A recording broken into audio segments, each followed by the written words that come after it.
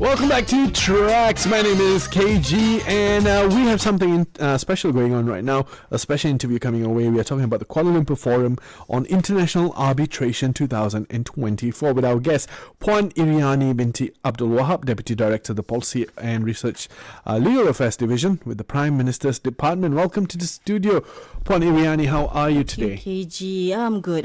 It's just a wet day today. Yeah, not the kind of weather we want to work in, right? I know.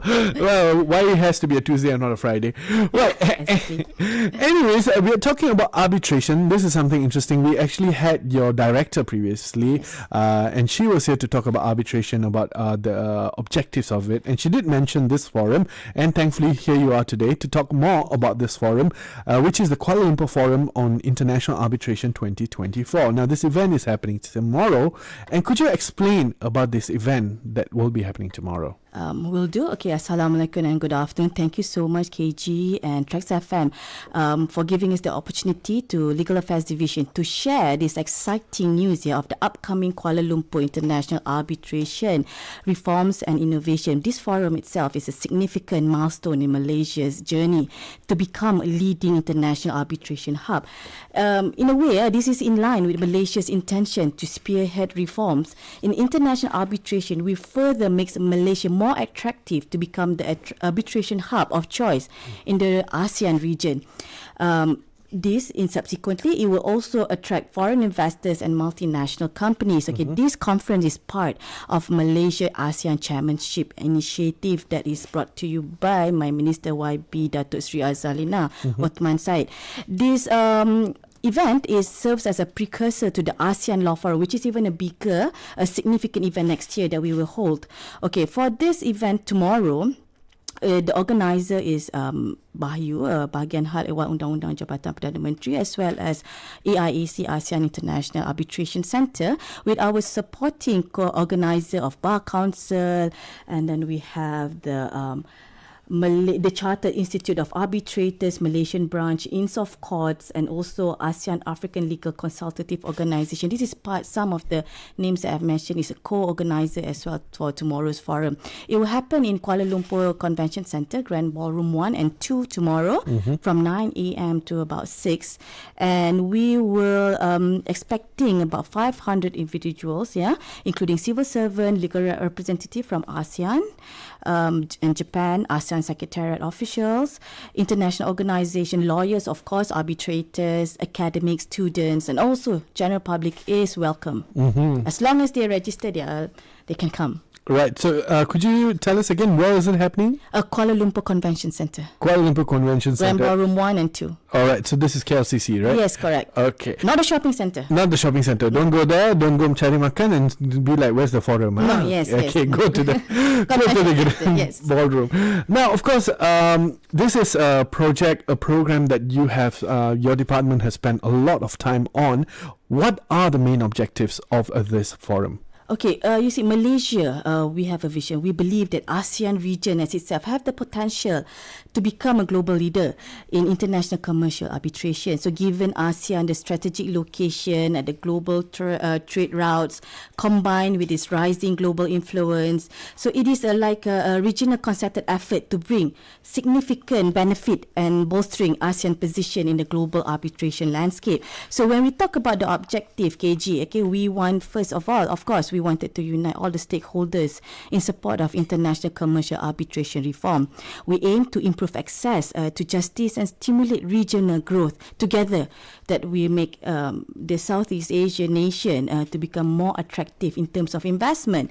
Okay, at the same time, we would like to foster regional cooperation among the ASEAN member states in international arbitration, particularly in knowledge and expertise sharing. You see, at this moment, Singapore has this law has been enacted for quite some time, but Malaysia, we just started with the passing of the arbitration amendments. I think it was in July this year by the Parliament. So this is a few steps, baby steps, yet it is a milestone for Malaysia, focusing to reform our arbitration to become even better and for the whole Southeast Asia.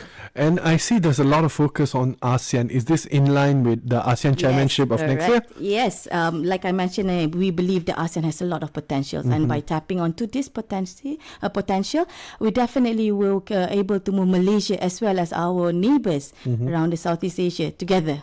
Absolutely. I mean, better start here than anywhere else, right? Yep, hospital neighbor. Yeah. All right. So, what are the areas that the forum focuses on? Okay, since this is in line with the ASEAN Malaysia Chairmanship 2025, we are focusing on ASEAN's role in the global arbitration landscape. So we are examining that this is the platform to examining the recent trends, challenges, and opportunity.